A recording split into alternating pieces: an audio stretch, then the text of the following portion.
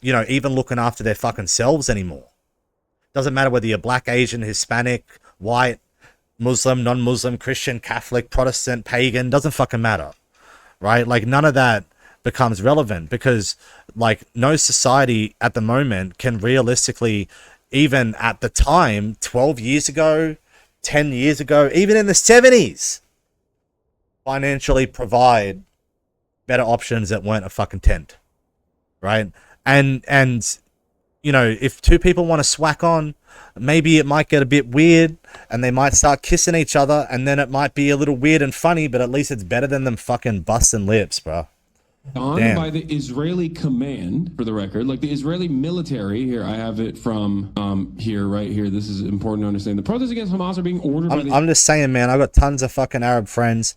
I got tons of Arab friends. I know tons of Arab people. I grew up fucking Western Sydney for a little bit, and I know tons of different people from all different ways of life. I grew up in a multicultural country in Sydney where we have a lower population with more people of different nationalities forced to mix with each other than ever before, and all it does is causes racism and segregation.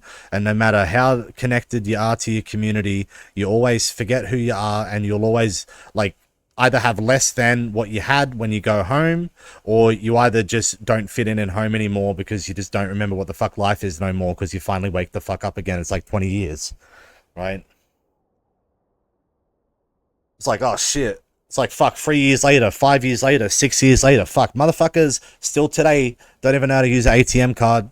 And we have to go through this like thing now where like, all right, okay, Hassan's working on it. You know, he's actually trying and contributing. He's helping fund his mum to be a real estate agent to house people.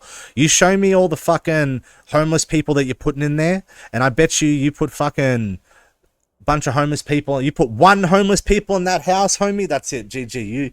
You wouldn't be able to handle that pressure.